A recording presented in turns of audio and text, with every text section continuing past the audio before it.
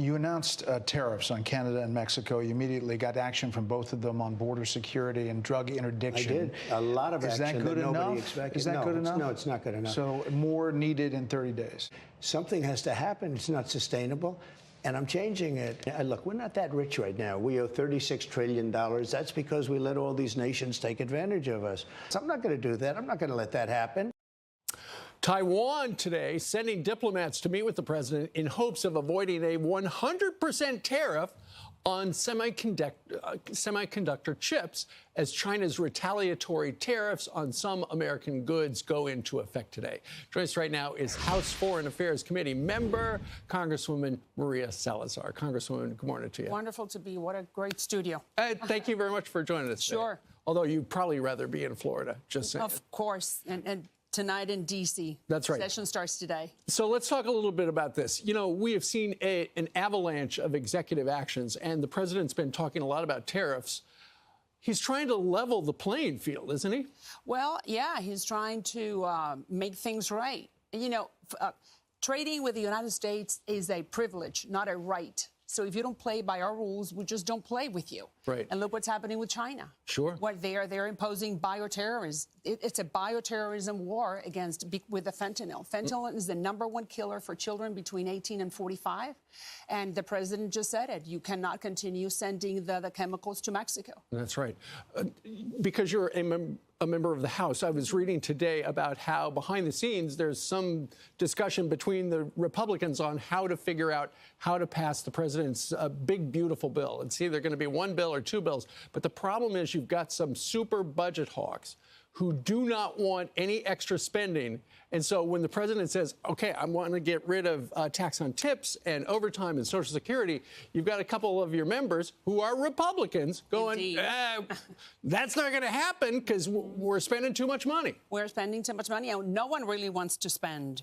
No, we want to lower the deficit. The president just said it. We owe $33 trillion. That's a lot of money. And the last 4 years, that was a splurge. So now we have to pull back.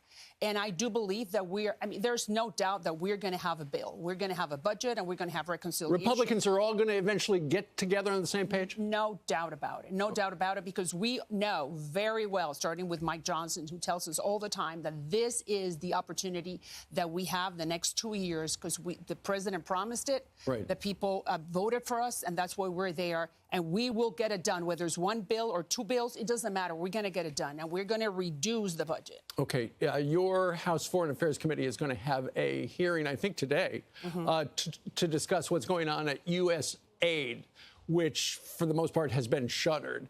You're going to call in people who are going to say what? Well, listen, USAID was a program that was formed in order to use what you call soft diplomacy.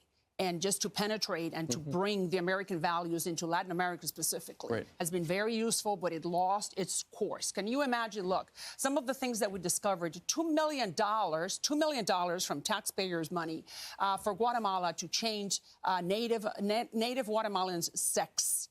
Or have sex operations. $35,000 for LGBT comic books in Peru, or I think another $50,000 in Ecuador for trans opera. If, like Marco Rubio said, if the dollars do not promote the safety, the security, and the prosperity of the United States, that program needs to go. So we are going deep. We're going very deep, and we're going to find every dollar, and we're going to cut every program that does not follow those goals. You sound like you're part of Doge. Well, listen, I am part of common sense, like the president is saying, in bringing back the country, not only to the values, but to the fiscal responsibility that we need to have. That's what the American people need, and that's why they put us there, and we're very proud, and we're going to do a great job, starting with Mike Johnson. I mean, I cannot explain to you the spirit of union and the desire to really follow what the taxpayers and the voters put us there for. Well, you've got a busy day with that committee hearing. You're going to have to head back down 95. Yes. Congresswoman, thank you very much for joining us. My pleasure. Thank you for the opportunity.